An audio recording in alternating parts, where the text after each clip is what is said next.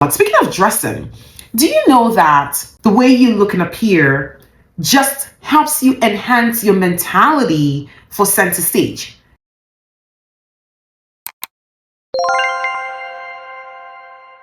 Something that made me go back to God to say, you know, God, I want to have this conversation with you. Why did you make me so passionate about the underdog?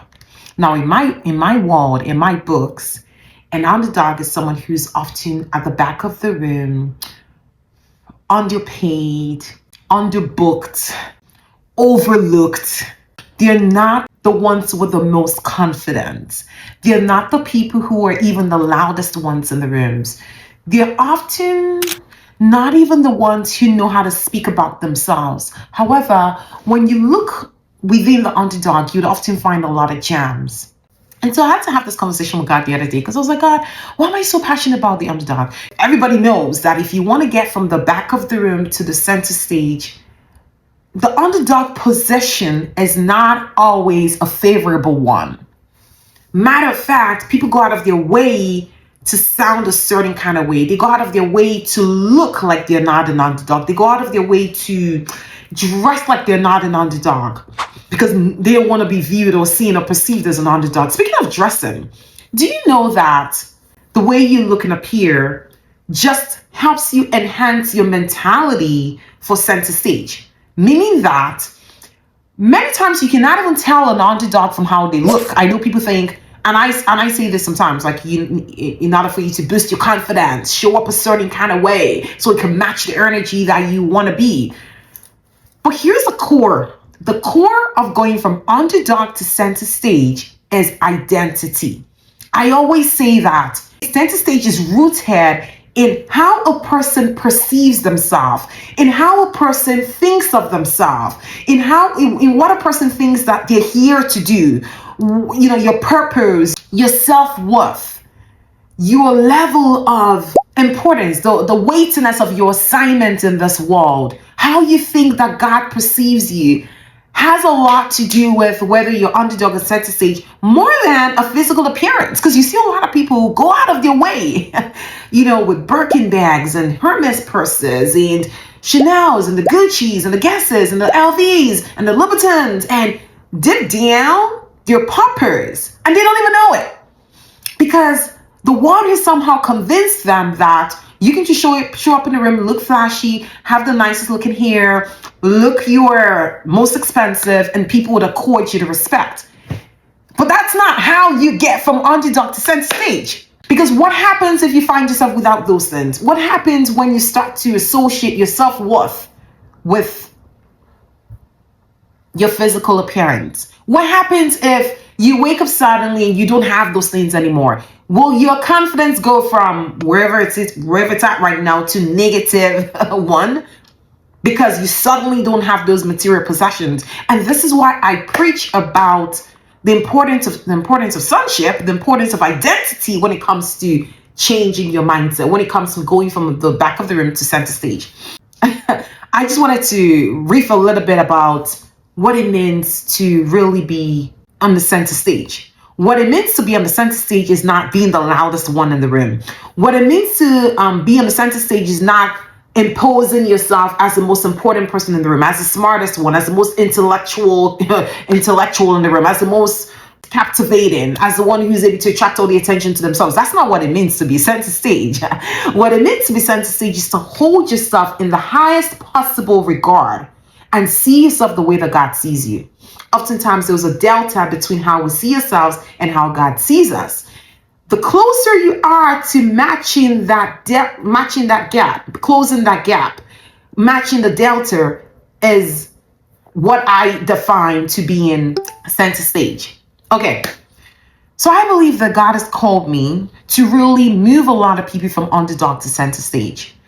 And in doing this, I had to define for myself what it meant to be center stage. Just because a person is without money does not mean that they're an underdog. That's not really how it works. Again, underdog has more to do with how a person sees himself versus how much money they have in your bank account, because money is very transient. Here today, gone tomorrow. Zero today, a million tomorrow. It's more to do with how you think of yourself than the state of your bank account. Okay, that's a different conversation for another day. Yesterday, or 2 nights ago, maybe yesterday, I want to pull up this text message that I received. And let me tell you how it goes. The text message came, a WhatsApp message got sent to me, and she said, something happened just now, and I thought in my head, what would the mindset surgeon say to me in this instance? So we just voted for the chairman of a committee I'm in. I hesitated for a minute when I was voting, and I chose not to vote for myself. This is her telling me what happened. Guess what? The person who won by the 1 point that I gave him. And I lost by the 1 point that I did not give myself.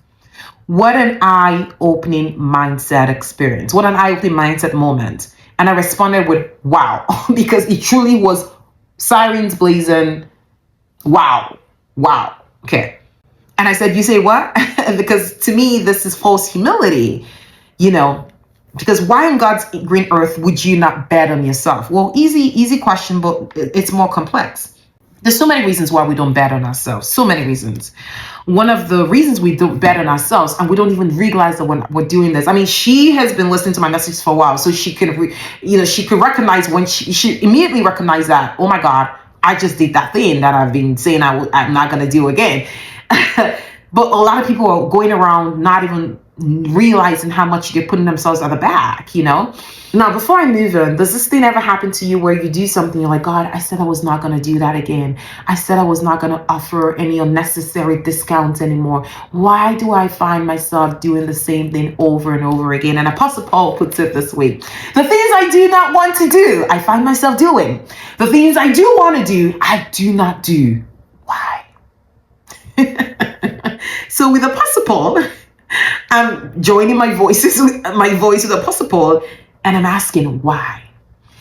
Because you have not built a solid connection yet between the things that you know, the information that you know, like knowledge that you know, and the information that you have now embodied. It's how the Bible says, my people perish for lack of knowledge. Now, a lot of people do have information, but information is not knowledge.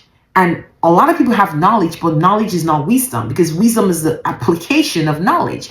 It's one thing to say, I'm not going to do something. It's another thing to internalize it, embody it, and own it and go, I don't do this anymore. It's no longer a desire of, I will start to better myself, or I will better myself. But when the chips are down and when the decision is brought in front of you, when you're under pressure, there's no money in the account, and somebody's offering you $5,000, but your price point is $8,000. Will you cave in and bow and go, you know what, just give me whatever you have. $5,000 is a whole lot of money anyway.